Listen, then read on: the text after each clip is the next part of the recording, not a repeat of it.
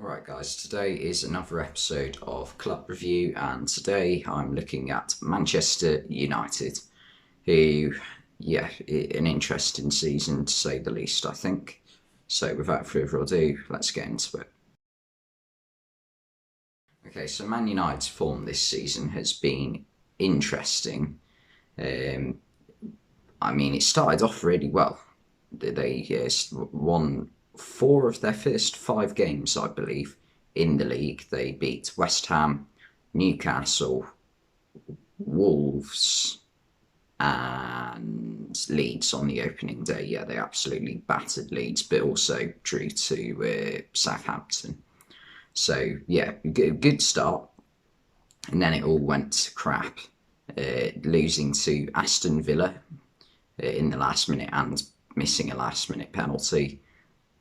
Battered at Leicester, battered at Liverpool, disappointing draw to Everton, loss in the derby to Man City, and it pretty much all came to an end for Ole Gunnar Solskjaer in a battering at Watford, which is not a good look.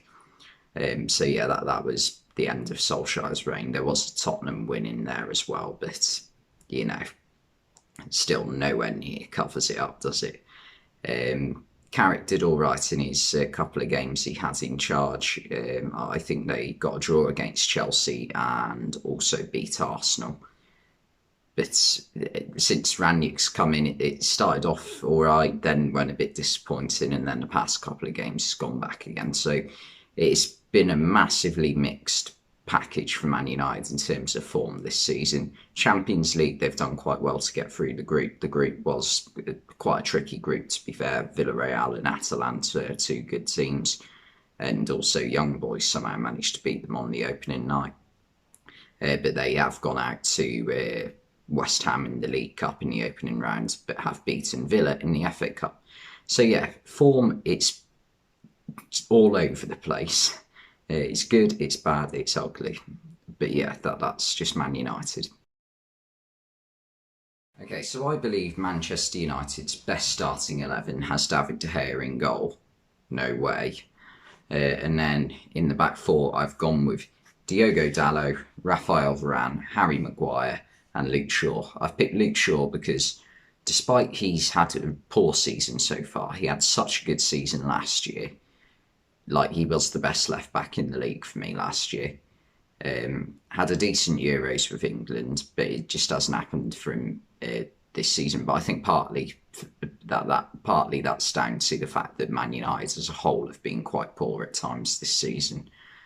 And I also think Alex Telles, whenever he has played, I haven't been too impressed with him. Maguire's had a poor season, but again, there's not many players he's up against for that second centre-back role alongside Varane.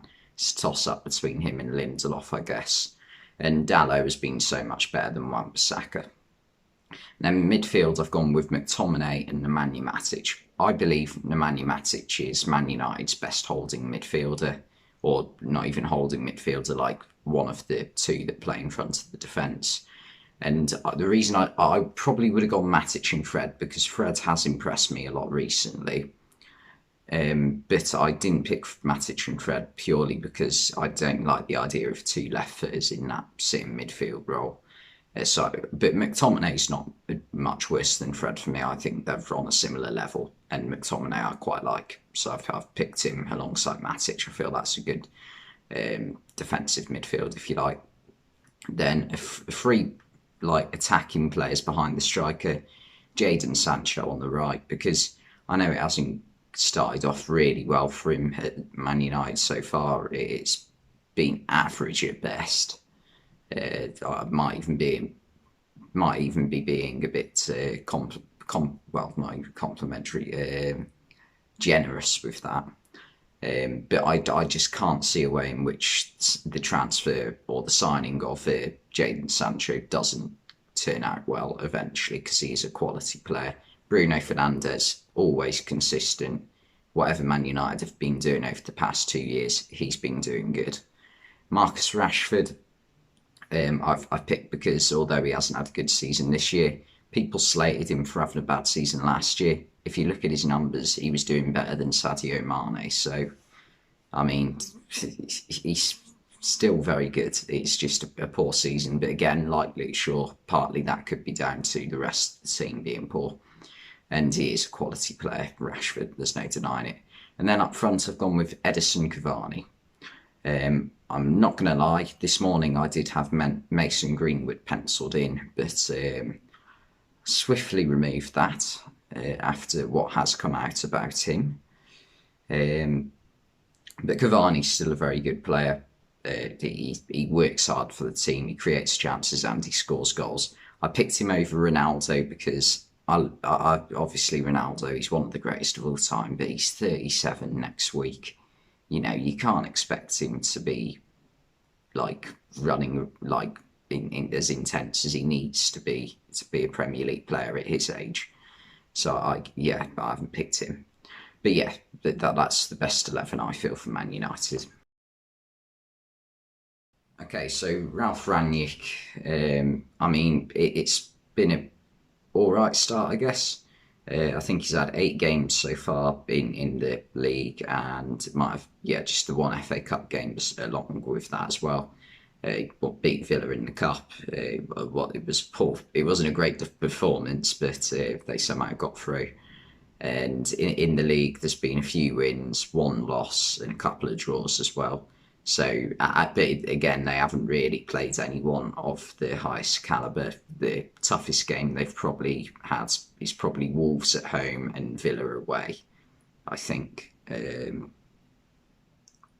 think that's pretty much it, really. Who they played? They beat Palace, beat Norwich. They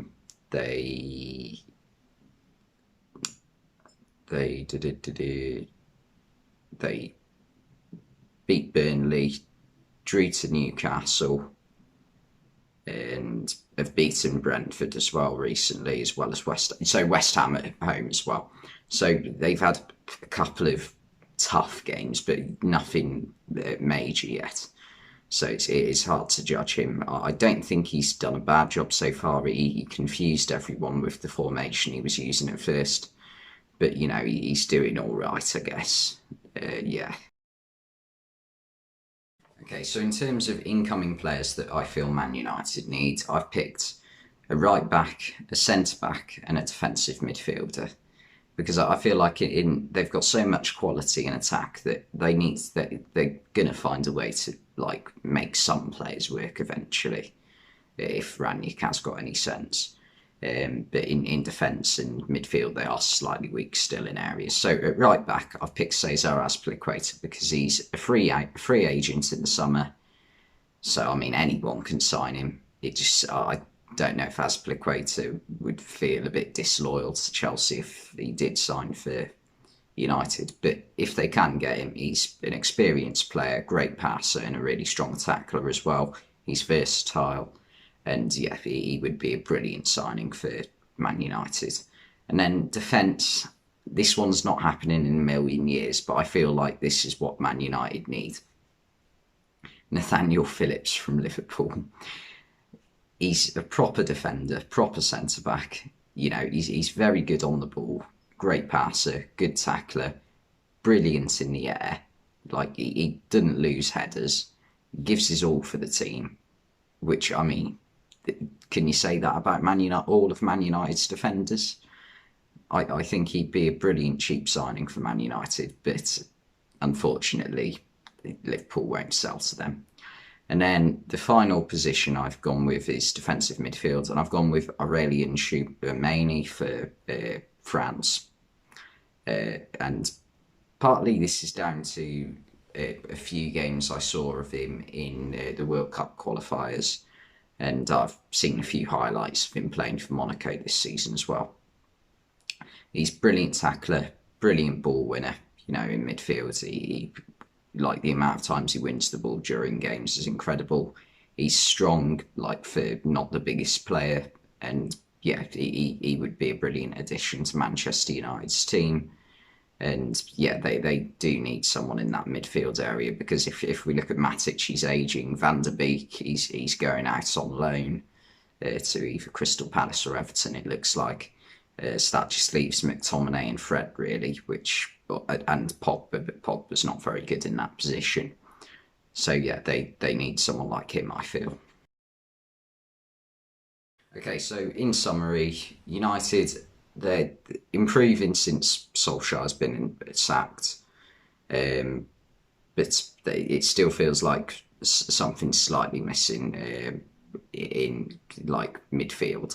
I still believe, because they're not dominating the games they are playing. Like, even if they do get the points, like if someone's to tell you that Man United beat Brentford 3-1, you'd think, okay, that's decent result for United, and they must have played quite well. Brentford in the first half were the better side, and yeah, you know, that's not good for United. So yeah, they still need improvements in areas, but I'll give them a 5 out of 10 at the moment. If you'd have asked me a couple of months ago, it might have been a lower score.